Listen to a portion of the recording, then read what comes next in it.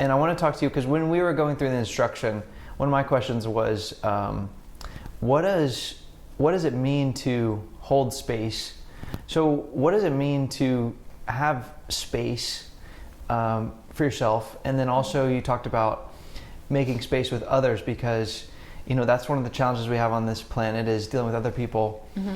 And you've heard the expression, hell is other people, but you have to deal with other people. Mm-hmm. So what does that mean to have space for yourself, and what does that mean to hold space for others? Because I want to talk about in a moment how the technique helps with that. But what do those things mean?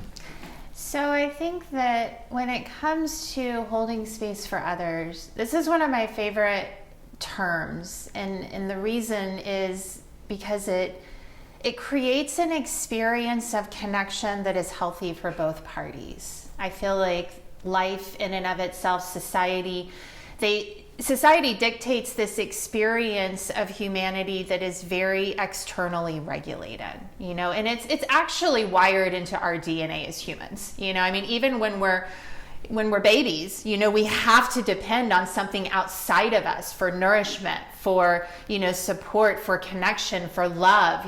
We are taught to be externally regulated.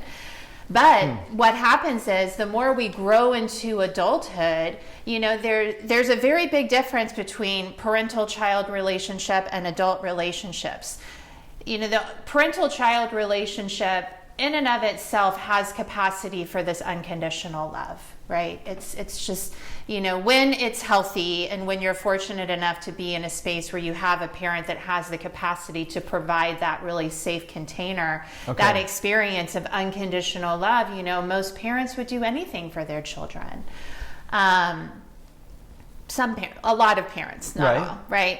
We all, but that's where that capacity exists for unconditional love is your relationship with your parents, if that's available, and your relationship with your pets. Like those are the two. When you get into adult relationships are not meant to be unconditional.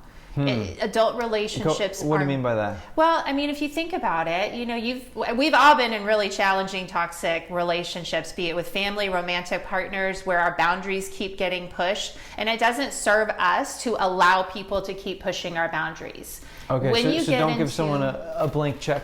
Yeah. No, you don't. When you get into adult relationships, your first primary relationship is to yourself. You have to make sure that you don't allow someone to sink your ship. And if you let them, then you're not helping you or them. You're creating an experience of, being that is A, dependent on someone else, and B, is actually self-harming to you because you're not holding your reality. You're not holding your boundaries. And so, this idea of external regulation, the more we grow up and we get into adult relationships, we try to be relational with partners, with family, with coworkers, there is this tendency, I think, to get into this experience of people pleasing. You're looking externally for validation and self-worth because that's, what you were trained to do from a very small child. And there's nothing in our education system that promotes this idea of self-regulation and self-actualization. And so when you're going through life and you're constantly looking for someone else to validate you and someone else to tell you what your worth is, this can become a very damaging experience because, and I see this all the time, and I was a victim of this myself, when we're trying to get value, assess value outside of ourselves, we tend to always deplete our resources trying to get that insatiable validation that we're looking for. People end up trying to be the best employee, the best girlfriend, the best boyfriend, the best daughter, the best son, the best friend, the best brother, the best sister, all at the expense of ourselves. We're constantly overgiving in an effort to try to get that external validation of, yes, I'm worthy. Yes, I'm good. Yes, I'm a good person. I'm a good employee. I'm providing value to my relationships and to my job and this, that, and the other. When in reality, the healthier way to do this is to kind of flip your perspective and move from the inside out, not the outside in. Tend to yourself first, create your inner fullness, hold your own space, and then you have capacity to hold space for others without compromising your own experience of self.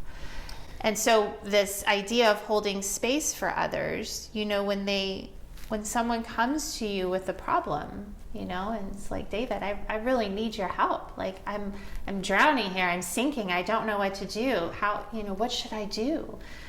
Holding space for them means that you're creating this capacity to allow them to have support, to be heard, to be seen, to be validated, all the things that we need as a tribal human species.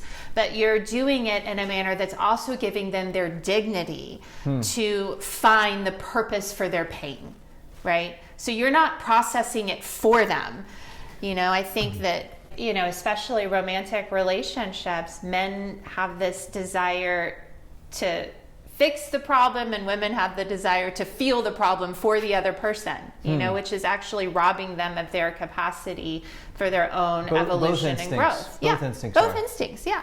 And so this idea of holding space is saying, look, I know that you're going through something, and what I'm going to do is I'm going to create space for you to go through this and sit here and support you from an aspect that lets you know that you are seen, you are supported, you are validated, you are heard, while you figure this out on your own and you figure out what your process needs to be. What is the most life-supporting choice that you can make in this scenario? And I will sit here and validate this experience for you in whatever way I can without trying to process it for you.